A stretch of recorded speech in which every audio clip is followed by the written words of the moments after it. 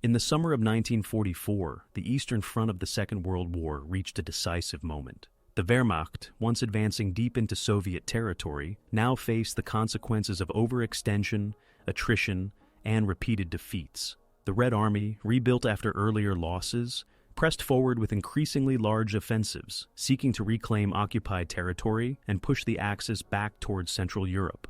One of the most consequential campaigns of this phase was the Iași-Chișinău Offensive, launched in August 1944 across eastern Romania, a region of immense strategic significance.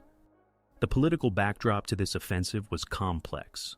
Romania, under the leadership of Marshal Ion Antonescu, had been an Axis ally since 1941.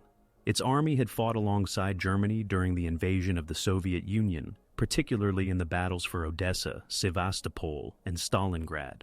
Romania's primary motivation was the recovery of territories lost to the Soviet Union in 1940.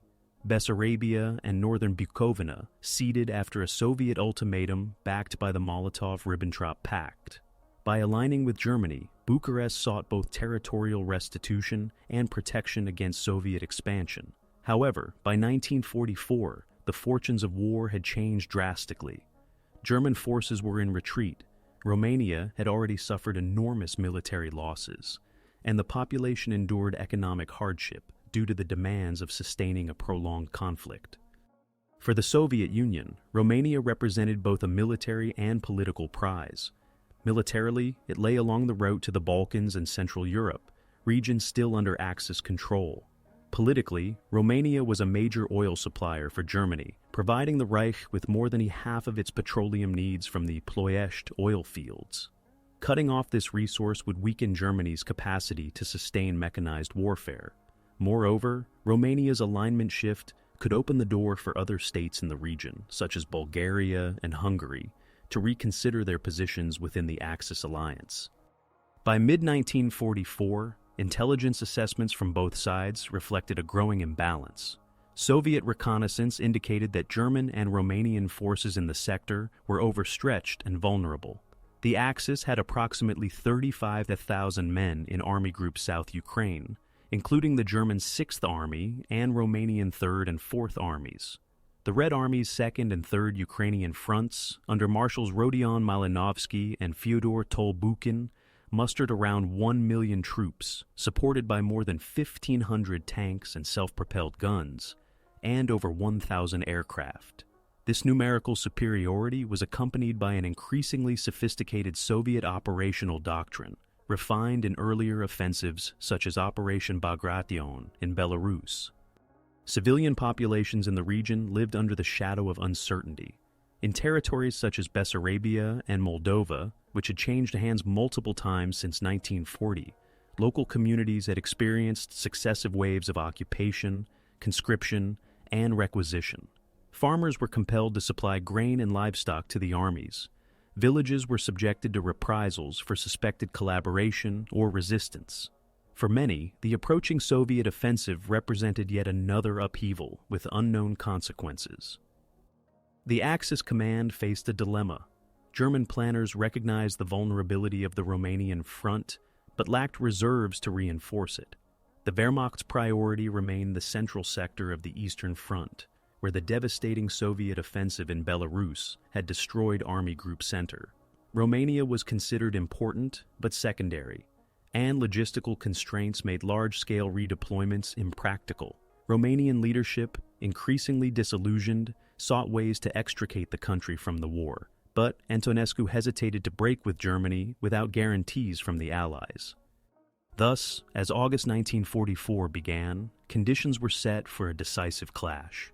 The Soviet Union prepared a massive strike intended not merely to dislodge the Axis from eastern Romania, but to annihilate their forces and trigger political change. Germany and Romania, already weakened, attempted to stabilize their positions, but entered the coming battles with limited capacity to resist. The stage was set for one of the most consequential offensives of the Eastern Front, whose impact would reverberate far beyond the battlefield. On August 20th, 1944, the long-anticipated Soviet offensive commenced along a front stretching between the cities of Iași and Chișinău. The opening barrage began before dawn, with artillery units from the 2nd and 3rd Ukrainian Fronts unleashing an intense bombardment that targeted Axis defensive lines, command posts, and supply depots. Soviet air formations soon joined, conducting low-level strikes against Romanian and German positions, adding to the disruption of communications and morale. Within hours, the Axis command structure in several sectors was severely disorganized, leaving frontline units uncertain about the scope and direction of the assault. Marshal Rodion Malinovsky's 2nd Ukrainian Front pressed against the northern sector, aiming at the positions held by the German 8th Army and Romanian 4th Army. To the south, Marshal Fyodor Tolbukin's 3rd Ukrainian Front advanced against the German 6th Army and Romanian 3rd Army. Both Soviet commanders implemented tactics refined in earlier campaigns: concentrated artillery fire to rupture lines, followed by deep armored thrusts intended to bypass strong points and encircle larger formations. The Axis defensive arrangements were vulnerable. Army Group South Ukraine, commanded by Colonel General Johannes Friesner, had established multiple defensive belts, but these were undermanned and poorly supplied. The Romanian formations, spread thinly across the front, faced shortages of anti-tank weapons and heavy artillery. German divisions, many reconstituted after earlier losses, lacked sufficient reserves. Moreover, intelligence failures meant that the magnitude of the Soviet buildup had not been fully appreciated. By the time the assault began, the Axis command was already reacting rather than anticipating. In the first hours of combat, Soviet spearheads achieved significant breakthroughs. South of Iași, the 27th and 52nd Armies penetrated Romanian lines, forcing defending units into hasty retreats. Near Chișinău, the 37th and 46th Armies, supported by the 4th Guards Mechanized Corps, exploited gaps in the German 6th Army's defenses. Entire regiments found themselves isolated, with communications cut and retreat routes threatened. Romanian soldiers, caught between loyalty to their German ally and growing domestic discontent, often faltered. Some units resisted tenaciously, particularly where German advisors or commanders were present. Others disintegrated under pressure, abandoning positions or surrendering in groups. For the German divisions, the collapse of Romanian support exposed their flanks, leaving them increasingly encircled. Reports reaching Friesner's headquarters described chaotic withdrawals, loss of heavy equipment, and the rapid disintegration of organized defense. From the Soviet perspective, the opening phase exceeded expectations. Reconnaissance units reported advancing several kilometers per day, capturing key villages and road junctions. Prisoners taken in large numbers provided valuable intelligence on the weakness of Axis cohesion. The coordination of artillery, armor, and air support demonstrated the growing sophistication of Red Army operational methods by 1944. Civilians in the path of the offensive experienced sudden upheaval. In rural areas of Moldova and Bessarabia, villages were caught between retreating Axis troops and advancing Soviet columns. Some residents fled westward, fearing reprisals for alleged collaboration. Others welcomed the Red Army as a force that might end years of occupation. However, the immediate reality for most was disruption. Requisitioning of livestock and food, bombardment damage, and the uncertainty of shifting front lines. By August 21st, the scale of Axis losses became apparent. Several Romanian divisions ceased to exist as coherent formations. The German 6th Army, already infamous for its destruction at Stalingrad in 1943, once again faced the danger of encirclement. Attempts to regroup and establish secondary defensive lines were undermined by the speed of Soviet advances. Communication between Friesner's headquarters and forward units grew sporadic, while logistical support collapsed under continuous air attacks. The opening days of the Iași-Chișinău offensive thus revealed the disparity in strength and preparation between the two sides. While the Soviet Union had concentrated overwhelming manpower and firepower, the Axis forces were stretched thin, undermanned, and increasingly demoralized. What began as a concentrated assault was rapidly transforming into a large-scale collapse of German and Romanian defenses, setting the stage for the deeper encirclements that would follow. As the Soviet advance pressed deeper into Romanian territory, Both sides turned to their broader strategic objectives and planning in an attempt to shape the next stage of the conflict. For the Red Army High Command, the Iași Chișinău Offensive was not intended to be a localized breakthrough, but a decisive operation designed to destroy an entire Axis army group and force a political realignment in the Balkans. The emphasis was on encirclement, not attrition. Malinovsky's Second Ukrainian Front would drive south from the Iași sector, while Tolbuchin's Third Ukrainian Front would strike northward from the area east of Chișinău. The converging thrusts aimed to trap the German Sixth Army and Romanian Fourth Army in a massive pocket between the Prut and Dniester rivers. The Soviet plan also relied on deception and surprise. Maskirovka operations, including false radio traffic and concealed troop concentrations, were designed to mislead Axis intelligence. Soviet reconnaissance in force in late July had given the impression of limited local offensives, masking the full scale of the buildup. Supply depots had been constructed in secret, enabling the Red Army to sustain high-intensity operations over several weeks. The use of river crossings, particularly over the Prut, was prepared with pontoon bridges and engineer battalions, ensuring mobility once breakthroughs were achieved. From the Axis perspective, planning was hampered by both political and military constraints.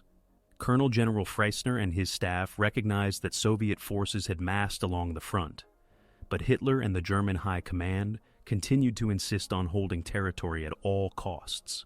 The Sixth Army, under General Maximilian Fredor-Pico, and the Romanian Fourth Army, commanded by General Ioan Mihail Racovița, were ordered to defend extended lines without the reserves necessary for a flexible response. German doctrine favored mobile defense by armored counterattacks, but the panzers available in Romania were few in number and scattered across wide sectors. Romanian military planning was further complicated by the political situation in Bucharest. While Antonescu remained formally committed to the Axis alliance, King Michael and other political factions were quietly exploring contacts with the Allies, hoping to secure an armistice once Soviet forces entered the country. This created an atmosphere of hesitation within the Romanian officer corps. Some commanders sought to preserve their forces for a potential national realignment, while others remained tied to German directives. The Axis logistical position was precarious. Supply lines from Hungary and the Carpathians were overburdened, while local infrastructure in Moldova and Bessarabia was inadequate for the scale of operations. Petroleum from the Ploiești fields, while critical to German industry, could not easily be redirected to sustain local defensive efforts. Ammunition shortages were reported in several Romanian divisions, and many infantry regiments were under strength, with battalions reduced to a few hundred men. In contrast, the Red Army had stockpiled shells, fuel, and rations in large quantities, ensuring the offensive could be maintained without interruption. In terms of propaganda, both sides sought to influence morale. Soviet broadcasts promised liberation to Romanian soldiers and civilians, portraying the Red Army as a force that would restore national independence. German and Romanian official statements insisted that the front was stable and that Soviet gains would soon be contained. Yet soldiers in the trenches often relied less on propaganda than on their immediate experience. For Axis troops, the growing weight of Soviet artillery and armor left little doubt that a major crisis was unfolding. The planning stage, therefore, revealed the imbalance that defined the campaign. The Soviets prepared a carefully coordinated strike with overwhelming force, while the Axis clung to extended positions with limited reserves and growing political uncertainty. As the offensive expanded, these disparities would become decisive, shaping not only the battlefield outcomes, but also the political fate of Romania itself. The first engagements of the Iași Chișinău offensive unfolded with remarkable speed, transforming the initial breakthroughs into large-scale collapses of Axis defensive positions. Soviet formations advanced on multiple axes simultaneously, employing massed artillery and air support to overwhelm resistance points. The German Sixth Army, already weakened by attrition and spread across a wide sector, bore the brunt of the Soviet 37th and 57th Armies. In the north, Malinovsky's Second Ukrainian Front pressed forward with the 27th and 53rd Armies, while mobile elements such as the 6th Guards Tank Army exploited gaps in the Romanian Fourth Army's lines. Early clashes highlighted the disparity in strength. In several sectors, Romanian infantry divisions, such as the 5th and 18th, were unable to withstand the sustained artillery bombardment. Units that had already been reduced by desertions and supply shortages found themselves facing concentrated Soviet armored thrusts, supported by close air support from the 5th Air Army. Within 48 hours, entire Romanian regiments disintegrated, leaving German units exposed on their flanks. German panzer elements, including the 13th Panzer Division and remnants of the 1st Royal Hungarian Armored Division attached to the sector, attempted counterattacks, but lacked sufficient numbers. Many of their tanks were outdated Panzer IVs or Hungarian Turan models, no match for Soviet T-34-85s and IS-2 heavy tanks in open engagements. For the Red Army, the first encounters validated the operational plan.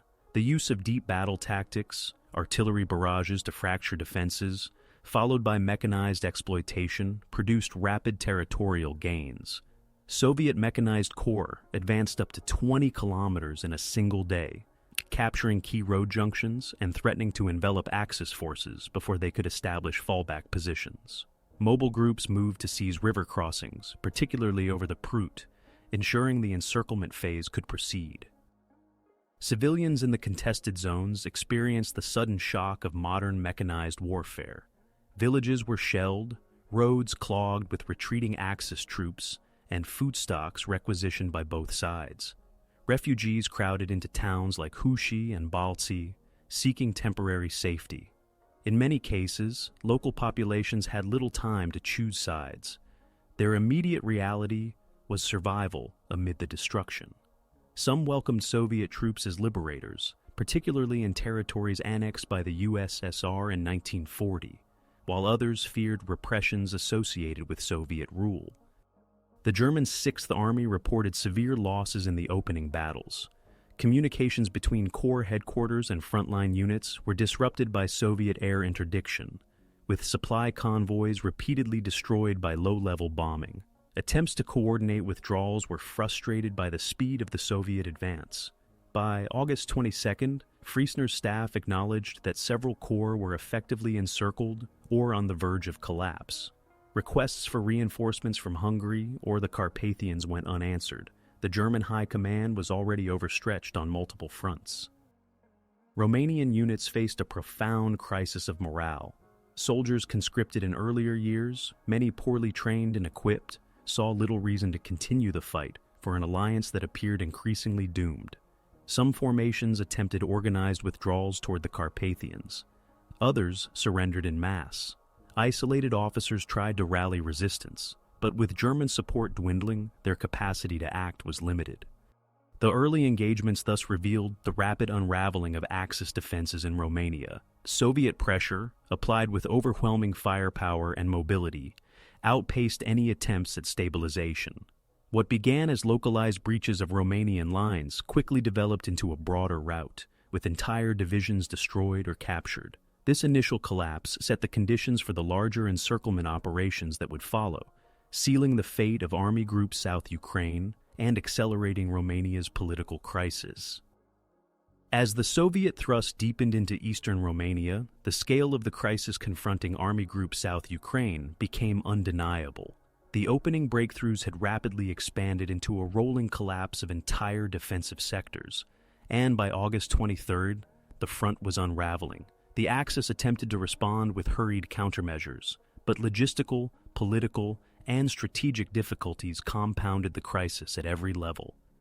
German commanders, led by Colonel General Friesner, tried to stabilize the situation by ordering defensive regroupings along the Carpathian foothills and the Siret River. Yet these plans assumed that coherent units could disengage in time, an assumption quickly proven unrealistic. Soviet armored spearheads moved faster than retreating infantry columns, repeatedly cutting off withdrawal routes. The Luftwaffe, limited to a fraction of its earlier strength, was unable to contest Soviet air superiority, allowing Red Army aviation to harass convoys and disrupt rail movements with relative impunity.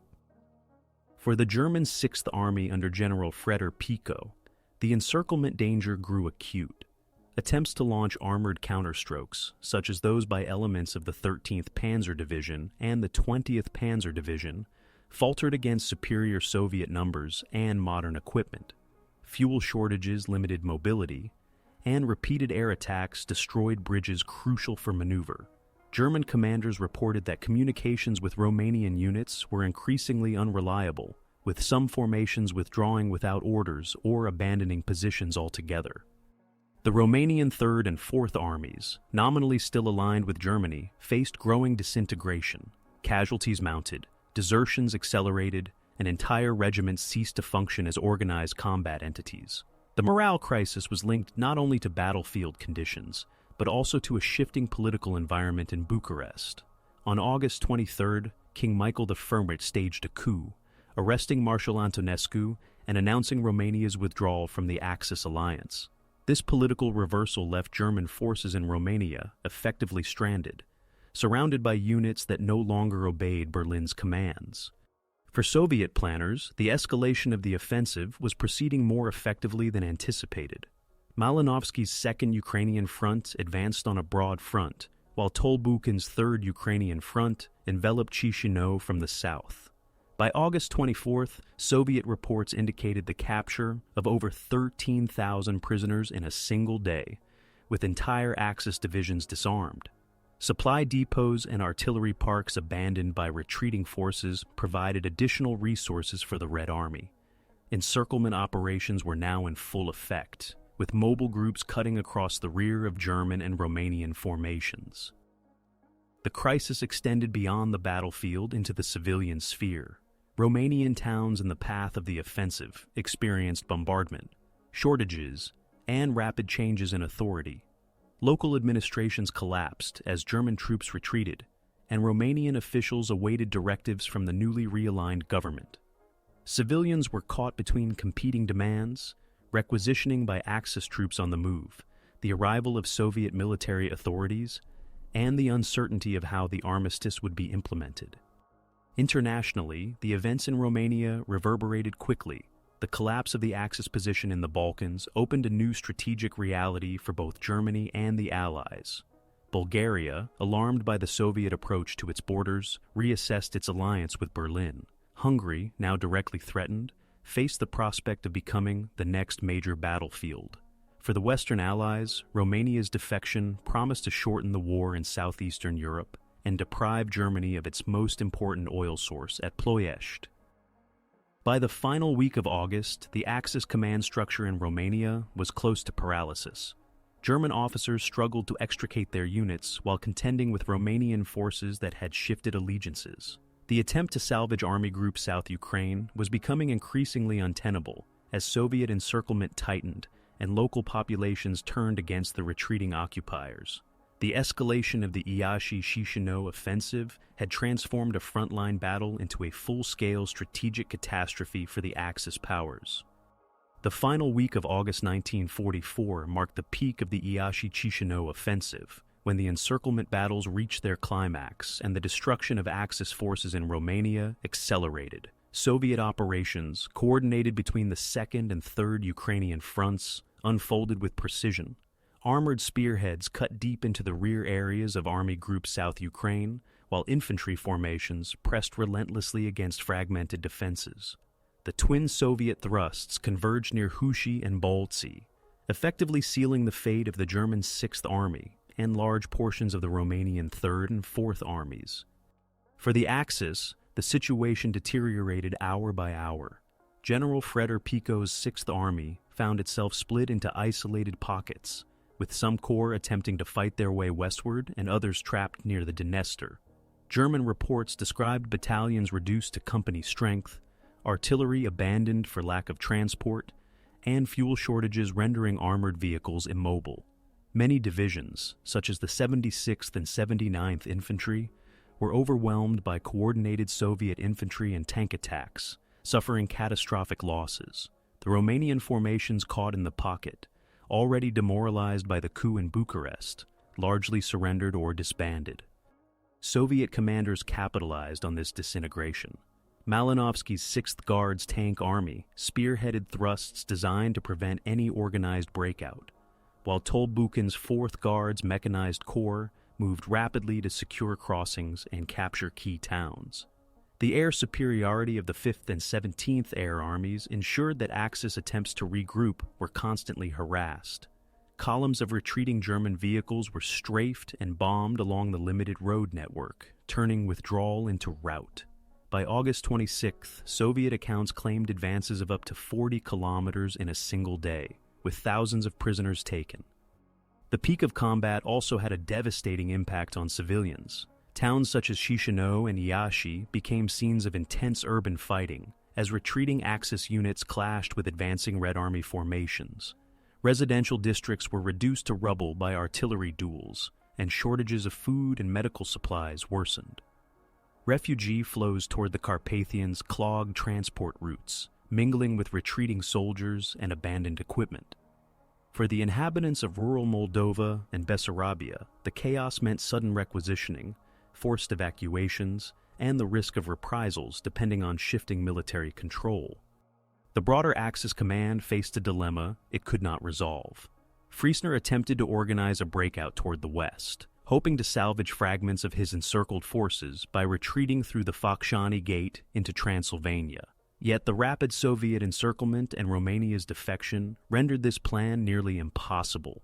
German attempts to bring reinforcements from Hungary or the Carpathians were too late and too limited. The Wehrmacht's logistical capacity, already stretched thin by the crisis in Poland and the Balkans, could not sustain a prolonged defense in Romania. Meanwhile, the Romanian army, following King Michael's coup and declaration of an armistice, began to actively cooperate with Soviet forces. Romanian units turned against their former German allies, seizing depots, disarming isolated German garrisons, and assisting in securing key locations.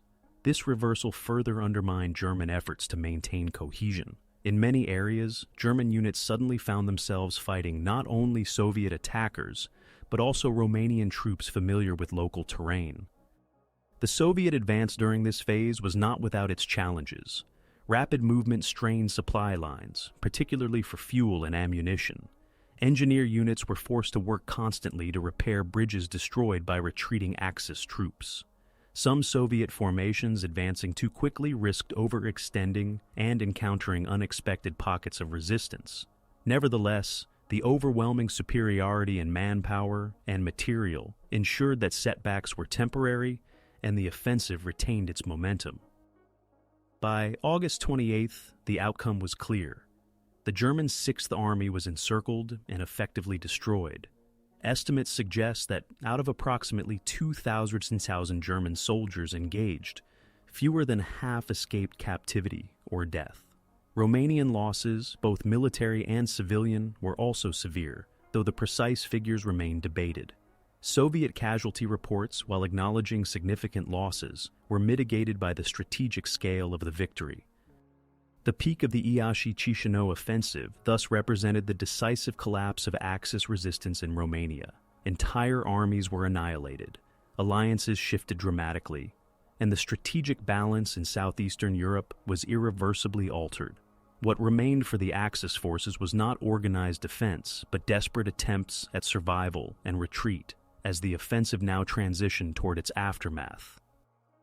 The destruction of the German 6th Army and collapse of Romanian formations did not end the fighting immediately. In many areas, scattered Axis units attempted to resist, regroup, or break out of encirclement. This stage of the campaign highlighted both the attempts at resistance and the ways in which forces adapted to rapidly shifting conditions. German survivors, cut off in small groups, tried to push westward toward the Carpathians.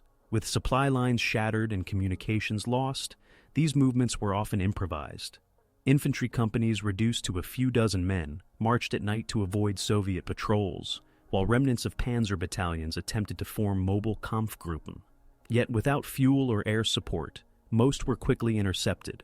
The terrain of Moldova, with its rivers, forests, and limited road network, favored Soviet pursuit and encirclement tactics.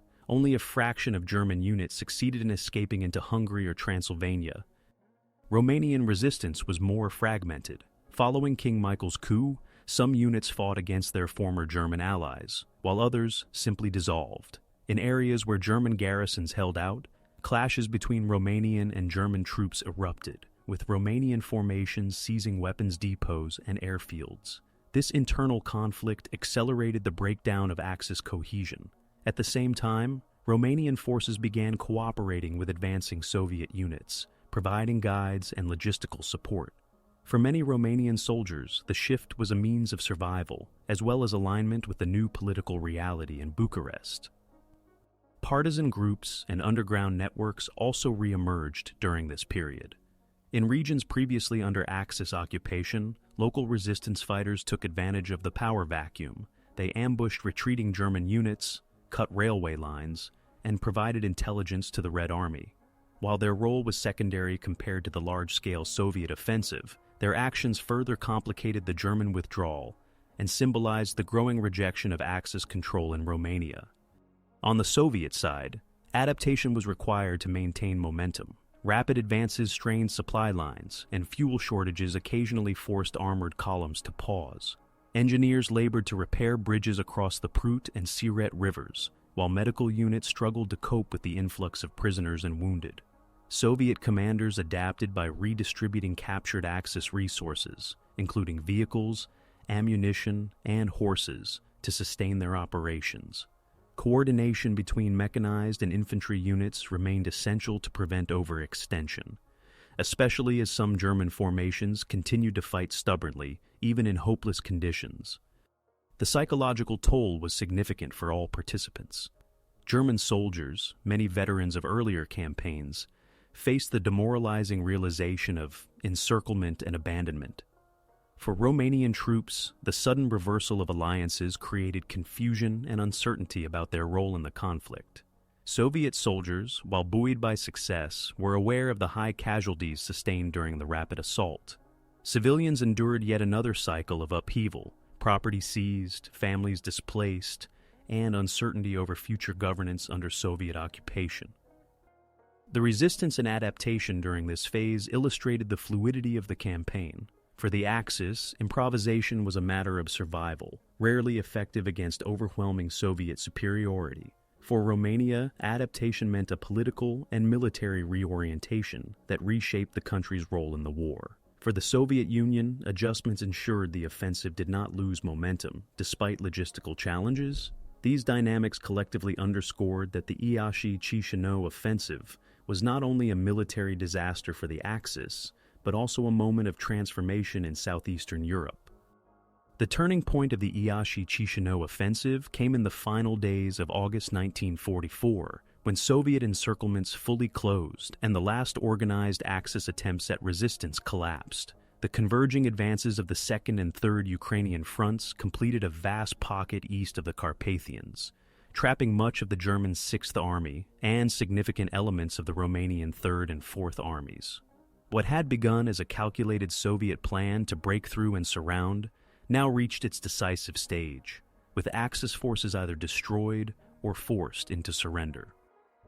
Soviet commanders pressed the advantage with coordinated thrusts aimed at preventing any breakout. Malinovsky's armored formations advanced from the north, while Tolbuchin's mechanized corps pressed from the south, sealing the encirclement near Huși and Bacău. Soviet air superiority ensured that Axis columns attempting to retreat along main highways were subjected to constant bombing and strafing. In several cases, entire convoys of trucks, artillery, and horse-drawn wagons were destroyed on the road, leaving survivors scattered in the countryside. For the German High Command, the realization of total defeat in Romania was unavoidable.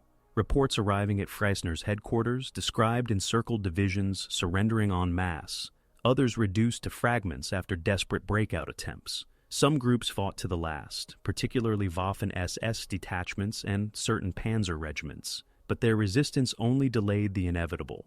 By August 29th, German communications in the region had collapsed, and coordination with Hungarian reinforcements was no longer feasible.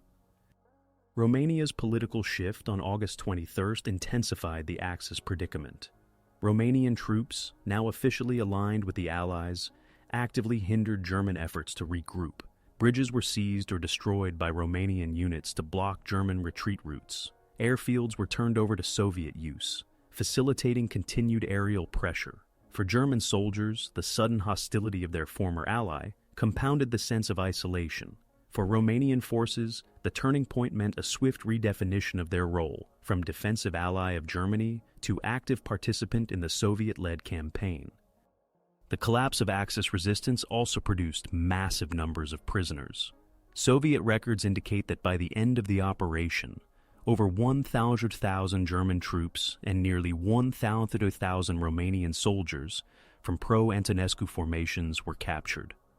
Prisoner columns stretched for kilometers, guarded by Red Army units moving them to collection points. Many were transported to improvised camps, facing uncertain conditions. The loss of so many trained personnel and equipment dealt a crippling blow to Germany's ability to defend southeastern Europe. Civilian populations witnessed the turning point in stark terms.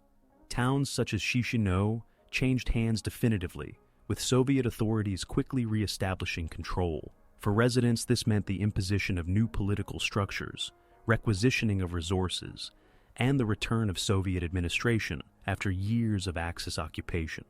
While some locals viewed this as liberation, others feared the reprisals and deportations that had marked earlier Soviet rule. The mass presence of prisoners of war, wrecked equipment, and destroyed infrastructure underscored the magnitude of the transformation. Strategically, the turning point of the Iași-Chișinău offensive represented more than the loss of a single army. It shattered Germany's southern flank, opened the Balkans to Soviet advance, and eliminated the vital oil supplies from Ploiești. The destruction of Army Group South Ukraine was one of the largest defeats suffered by the Wehrmacht after Stalingrad and Operation Bagration. The Axis no longer possessed the capacity to hold Romania, and the path into Hungary, Bulgaria, and Yugoslavia lay open to Soviet forces. Thus, the closing of the encirclement and the collapse of organized resistance marked not only the operational turning point of the offensive, but also a decisive strategic shift in the war. From this moment, Germany's hold over southeastern Europe was irretrievably broken, and the political and military landscape of the Balkans was permanently altered. By the beginning of September 1944, the Iași-Chișinău offensive had effectively concluded as a combat operation, but its immediate aftermath unfolded with immense consequences for soldiers, civilians, and the balance of power in southeastern Europe. The German Sixth Army ceased to exist as a coherent formation. Estimates indicate that out of roughly 2,000 German troops engaged in Romania, more than 15,000 were killed, wounded, or taken prisoner. The Romanian Third and Fourth Armies, fractured by the August coup and the swift Soviet advance, suffered comparable losses, with tens of thousands captured and disarmed by both the Red Army and newly realigned Romanian units. The retreat of surviving Axis forces was chaotic. German units that managed to escape the encirclement attempted to regroup west of the Carpathians, retreating into Hungary and Transylvania. Their movement was slowed by destroyed infrastructure, Soviet pursuit, and the hostility of Romanian authorities who now treated them as enemies. Many columns abandoned heavy weapons, artillery, and vehicles to maintain mobility on foot. In some cases, small groups of German soldiers moved through forests and villages without supplies, relying on requisition or chance to sustain themselves. Only fragments of divisions eventually reached Hungary, where they became part of hastily reconstructed defensive lines. For the Soviet Union, the aftermath represented both an operational triumph and a logistical challenge. Managing over 2,000 prisoners required immediate improvisation. Makeshift camps were established in fields and abandoned barracks, while trains transported large numbers of captured soldiers to the Soviet interior. The Red Army also faced the task of repairing roads, bridges, and railways in order to sustain further advances into the Balkans and Hungary. Local resources, including seized Axis depots and Romanian contributions, were quickly absorbed to maintain momentum. The political situation in Romania shifted dramatically in the days following the offensive. King Michael's proclamation of an armistice was followed by the formal declaration of war on Germany on August 25th. Romanian troops began operations against German garrisons still occupying parts of the country, particularly in Transylvania and the Carpathians. the sudden reversal of alliances placed Romanian forces in direct combat with their former partners, accelerating the withdrawal of German units, but also producing violent clashes in areas where Germans attempted to hold key passes or airfields. Civilians bore the brunt of the immediate consequences. Many villages lay in ruins after bombardments, with harvests lost and livestock requisitioned by retreating troops. Families were divided as men were conscripted or captured, while large numbers of refugees crowded into safer western regions. Soviet authorities began re-establishing control in Bessarabia and northern Bukovina, regions annexed in 1940, imposing administrative changes that brought the territories back under Moscow's authority. For inhabitants, this meant the return of Soviet political and economic systems, including requisitioning of food and the risk of deportations for those suspected of collaboration. The humanitarian situation was severe. Shortages of food, medicine, and shelter were widespread.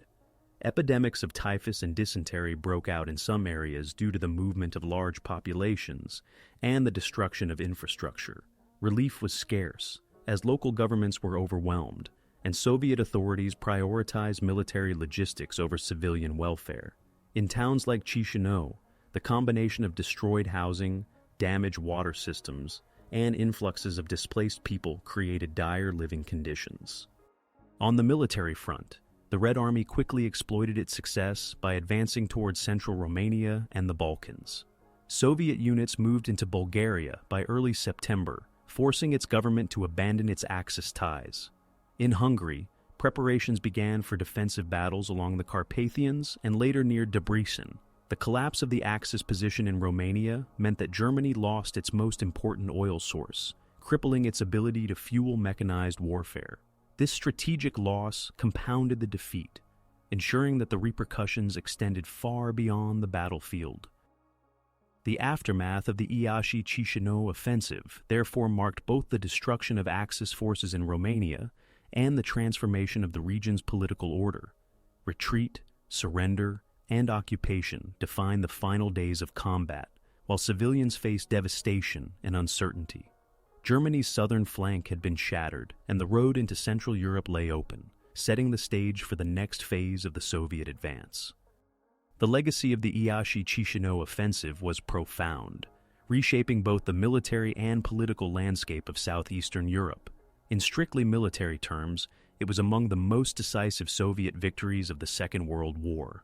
Army Group South Ukraine was destroyed as an effective fighting force, with over 2,000 German and Romanian Axis troops eliminated through death, capture, or dispersal.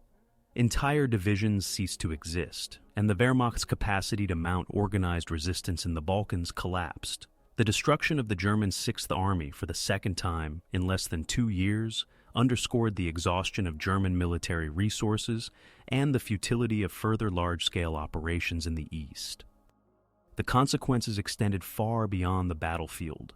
Germany lost access to Romania's Ploiești oil fields, which had supplied more than the half of the Reich's petroleum needs.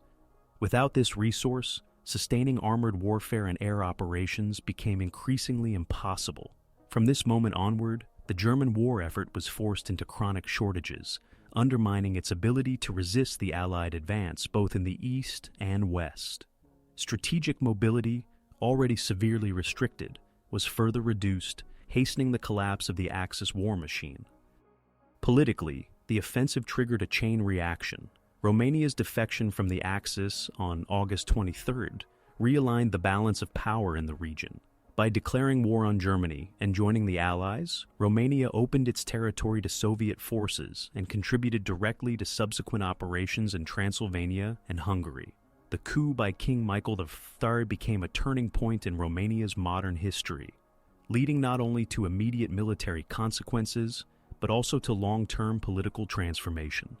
Soviet occupation after 1944 laid the groundwork for Romania's integration into the post-war Eastern Bloc, fundamentally altering its sovereignty and internal political structure. The offensive also influenced neighboring states. Bulgaria, confronted with the rapid Soviet advance into the Balkans, abandoned its alliance with Germany and sought an armistice. Hungary, now directly threatened by the Red Army, became the next major battlefield. facing Soviet offensives in Transylvania and later toward Budapest. The wider Balkans, including Yugoslavia, soon saw intensified Soviet and partisan activity, accelerating the expulsion of German forces. In this sense, the Iași-Chișinău offensive did not merely change the fate of Romania, but reshaped the entire southeastern front of the war. For civilians, the legacy was more complex and often tragic. The destruction of towns, railways, and farmland left the region economically devastated. Tens of thousands of families were displaced, infrastructure lay in ruins, and shortages of food and medicine persisted for months. For Bessarabia and northern Bukovina, the Soviet reoccupation in 1944 was accompanied by reintegration into the USSR, which brought with it deportations, collectivization, and political repression. For Romania as a whole, the war's end would not mean independence, but the beginning of decades under Soviet influence. Historians debate the exact significance of the offensive within the larger chronology of the war. Some place it alongside Operation Bagration as a masterstroke of Soviet operational art, showcasing the Red Army's ability to conduct deep encirclements and annihilate enemy forces on a massive scale. Others emphasize its political dimension, arguing that the collapse of Axis Romania was as much about internal political change as it was about battlefield outcomes. Both perspectives underline that the Iași-Chișinău offensive represented a fusion of military success and political transformation, rare in its scale and immediate effects. Commemoration and memory of the campaign remain contested. In Soviet historiography, it was presented as a symbol of liberation and the triumph of Red Army strategy. In Romania, interpretations were shaped by shifting regimes. Under communism, the offensive was portrayed as a joint Soviet-Romanian effort against fascism. In later decades, attention shifted to the complexities of alliance, occupation, and national sovereignty. In Germany, it was remembered as another catastrophic defeat, underscoring the futility of Hitler's insistence on holding untenable positions. Ultimately, the Iași-Chișinău Offensive of August 1944 was not simply a battle, but a turning point with far-reaching consequences. Militarily, it destroyed one of Germany's key armies. Strategically, it deprived the Reich of vital oil resources and opened the Balkans to Soviet advance. Politically, it compelled Romania and later other states to abandon the Axis alliance. Its legacy endured well beyond the war's end, shaping the post-war order of Eastern Europe and illustrating the inextricable link between battlefield outcomes and the political reconfiguration of nations.